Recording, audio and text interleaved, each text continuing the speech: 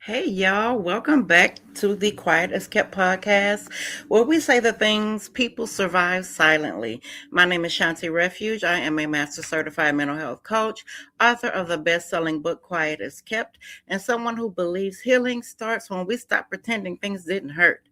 This month, for Women's History Month, I'm doing a 5-part series called The Audacity of a Healing Woman. We're talking about the real emotional history women carry, not the polished version, but the real version. So, the last episode, we talked about rage, the anger women were never allowed to feel. And today, we're talking about something even harder: mother wounds. Mother wounds is the grief that comes when the person who was supposed to nurture you couldn't. Because one of the quietest griefs women carry is this: grieving a mother who is still alive, or grieving the mother you needed but never had. And society doesn't know what to do with that kind of grief. Some people say things like, but she's still your mother, or you only get one mom, you need to forgive her. But what they don't say is, some women grew up without emotional safety, and that absence leaves marks. So today we're talking about mother wounds, silent grief, and how women begin becoming the nurturing presence they never received. And if this episode resonates with you, subscribe to the podcast, share it with someone who might need it, and visit my website, ShawntiRefuge.com, where you can grab my guided journals and healing resources. Now, let's talk about it. A mother wound is the emotional pain that forms when a mother is unable or unwilling to provide the nurturing, emotional safety, validation, or protection that a child needs. Now, this doesn't always mean a mother was abusive. Sometimes the wound comes from emotional unavailability, criticism, neglect, favoritism, parentification, conditional love. Sometimes mothers were dealing with their own trauma, their own survival, their own wounds, but the impact still lands on the child. And children don't have the language to process that, so they internalize it. And then they grow up believing things like, I'm too sensitive, I'm hard to love, I have to earn affection, I have to prove my worth. And those beliefs follow them into adulthood, into relationships, into careers, into motherhood, into every room they walk into. Mother wounds create a specific kind of grief, not the grief of losing someone, but the grief of never fully having them. It's the grief of realizing your mother couldn't see you, couldn't hear you, couldn't nurture you the way you needed. And people rarely validate that grief because culturally, mothers are placed on a pedestal, right? And questioning that pedestal makes people uncomfortable. But healing requires honesty. And honesty says two things can be true at the same time. Your mother may have done the best she could and still may not have been enough for you. The realization is painful, but it's also clarifying because when you stop pretending the wound doesn't exist, you can finally begin healing it. Let me say something very important here.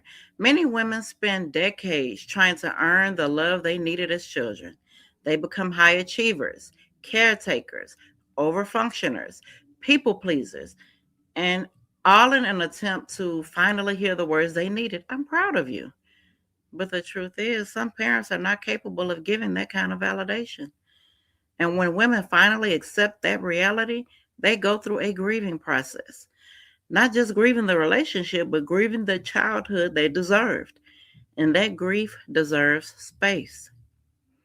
So let me tell you how mother wounds show up in adult life. Mother wounds don't stay in childhood. They show up in adulthood in many ways women don't immediately recognize.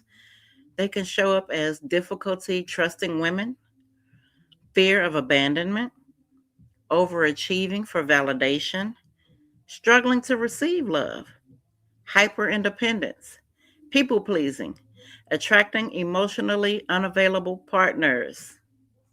Because when nurturing wasn't consistent growing up, the nervous system learned something important: that love is unpredictable. So many women grow up trying to control relationships to avoid being hurt again. But control is not healing, awareness is. So let's pause for a little reflection. If you have one of my guided journals, this is the moment to go and grab it. Here are a few prompts to sit with. Number one, what emotional needs did I have as a child that were not met? Number two, what beliefs about myself did I develop because of that experience? Number three, in what ways have I tried to earn love in adulthood? Number four, what would nurturing myself look like today? Number five, what does forgiveness mean to me? And am I ready for it? Now, remember, forgiveness is not a requirement for healing, but honesty is. So sit with these prompts. Don't be in a rush to respond to them. Take your time with them. So now let's talk about becoming the woman that you needed. And here is where my story shifts. Because healing mother wounds doesn't mean staying stuck in blame. It means recognizing something more powerful. As an adult, you now have the ability to give yourself what you needed. Give yourself the validation, the protection, the compassion, the boundaries, the gentleness. And this is what we call reparenting, ladies. And it's one of the most transformative steps in healing. Because instead of waiting for someone else to become who you needed, you begin becoming that person for your damn self. And let me tell you, that work is not easy, but it is very powerful. This conversation is one of the reasons I created spaces like Mothering in the Dark, because there are women navigating estrangement, grief, complicated family relationships, and the emotional reality of loving someone who hurt them. And those stories deserve compassion. If this episode opens something for you, don't sit with it by yourself. Come and visit my website, ShawntiRefuge.com. Explore my guided journals. Learn more about the support spaces I offer. Because healing happens faster when honesty has somewhere to land. Whether it's in a guided journal or it is in my group coaching, Mothering in the Dark. So I'm going to leave you with this. You are not responsible for the wounds you inherited, but you are responsible for healing your pursuit. The goal is not perfection. The goal is awareness. And sometimes the most courageous thing a woman can do is say, this pain stops with me. If this episode resonated with you, subscribe to the Quietest podcast. Share it with someone who might need it, and leave a review so more people can find these conversations. Again, I am Shawnti Refuge, and around here, we do not survive silently. I'll see you in the next episode.